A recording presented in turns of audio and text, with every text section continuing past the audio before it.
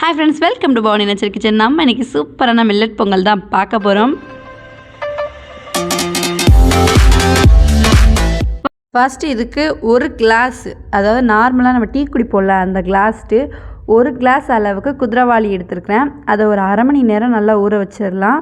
கண்டிப்பாக அரை மணி நேரம் நல்லா ஊறிருக்கணும், அப்போ தான் சாஃப்டாக சூப்பராக கிடைக்கும். இப்போ பவுடர் ரெடி பண்ணிடலாம். அரை ஸ்பூன் மிளகு, அரை ஸ்பூன் ஜீரகம் சேர்த்துட்டு நல்லா பிளெண்ட் பண்ணி எடுத்துக்கலாம்.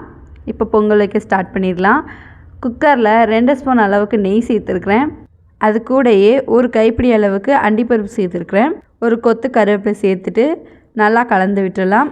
அண்டிப்பருப்பு வந்து கொஞ்சம் நெய்யில் ரோஸ்ட் ஆகட்டும். ரோஸ்ட் ஆனதுக்கு அப்புறமா நம்ம பிளெண்ட் பண்ணி வச்சுருக்கோம் இல்லையா, அந்த பவுடரை வந்து சேர்த்துடலாம். ஒரு 2 ஸ்பூன் அளவுக்கு கிடச்சிது. டோட்டலாக அரிசி 1 கிளாஸும் அரை கிளாஸ் அளவுக்கு சிறுபருப்பும் சேர்த்து 1.5 கப் அளவுக்கு வந்திருக்கு.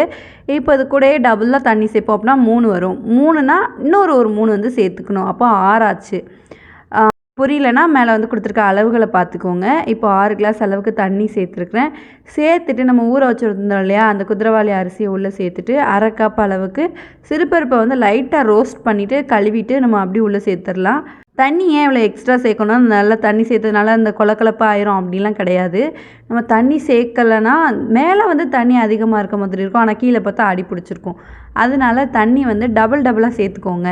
இப்போ நார்மலாக 3 கிளாஸ் சேர்க்குற அளவுக்கு அப்படியே அந்த கிடச்சிருக்க அளவு 3னா அப்போ இன்னொரு 3 சேர்த்துக்கோங்க, கரெக்டாக இருக்கும்.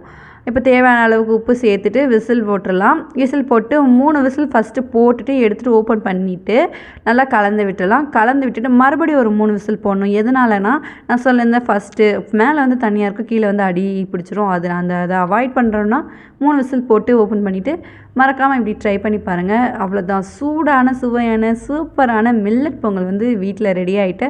இந்த ரெசிபி கண்டிப்பாக குதிரைவாளியில் தான் செய்யணுமா அப்படிலாம் கிடையாது. இங்கே எல்லா மில்லட்ஸ்லையும் செஞ்சு பார்க்கலாம். லைக் சாமை, வரகு, எதில் வேணாலும் செஞ்சு பார்க்கலாம். ஆனால் எனக்கு ரொம்ப பிடிச்சது வந்து இந்த குதிரைவாளி பொங்கல் தான்.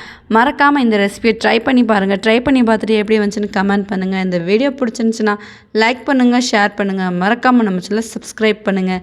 தேங்க்ஸ் ஃபார் வாட்சிங்.